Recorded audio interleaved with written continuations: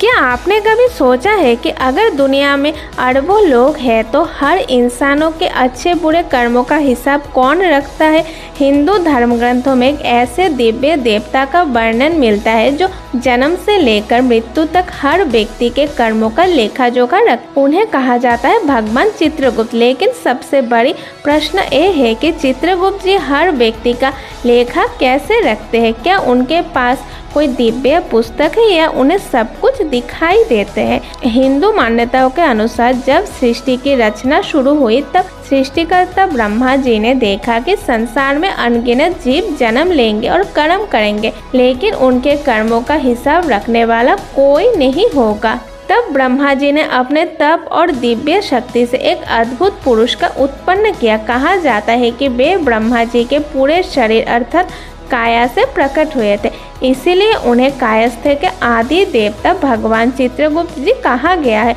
चित्र अर्थात चित्रित या स्पष्ट रूप से अंकित, गुप्त अर्थात छिपा हुआ, अर्थात वह देवता जो प्रत्येक जीवों के गुप्त और प्रकट कर्मों का संपूर्ण चित्र अपने ज्ञान में रखते हैं। धार्मिक मान्यताओं के अनुसार चित्रगुप्त को यमराज का सचिव और दिव्य लेखकार माना गया है। जब किसी व्यक्ति की मृत्यु होती है तो उसकी आत्मा यमलोक पहुंचते हैं।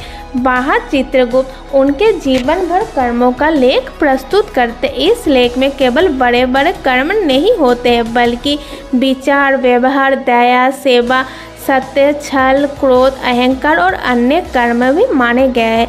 यमराज उसी लेख के आधार पर आत्मा को अलग अलग मार्ग निर्णय करते हैं। धर्म ग्रंथों में इसका वर्णन आधुनिक अर्थ में नहीं मिलता है कि चित्रगुप्त के पास कोई ऐसी पुस्तक भी है, बल्कि एक दिव्य व्यवस्था मानी गई है। मान्यता है कि ब्रह्मांड में किया गया कोई भी कर्म कभी नष्ट नहीं होता है, हर कर्म एक छाप छोड़ जाती है। चित्रगुप्त जी उसी ज्ञान और ब्रह्मांडीय शक्ति के आधार पर प्रत्येक व्यक्ति और जीवों के कर्मों का निर्णय करते हैं। आज के समय में यदि तुलना करें तो इसे एक डिजिटल रिकॉर्ड के तरह भी हम मान सकते हैं। हालांकि ये केवल समझने के लिए एक उदाहरण है। धार्मिक ग्रंथों में इसे दिव्य शक्ति और ईश्वरिक व्यवस्था का मार्ग माना गया है।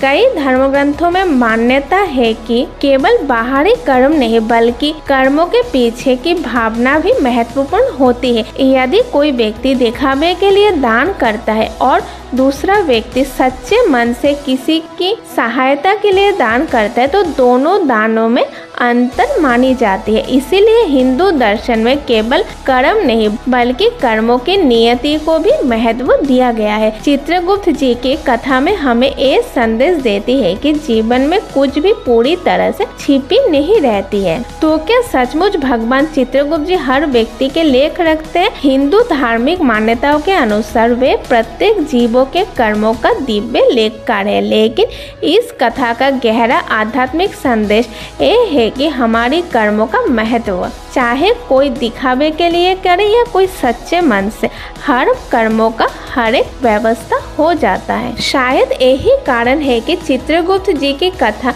हजारों वर्षों से लोगों को अपने कर्मों के प्रति सहज रहने की प्रेरणा देती आ रही है।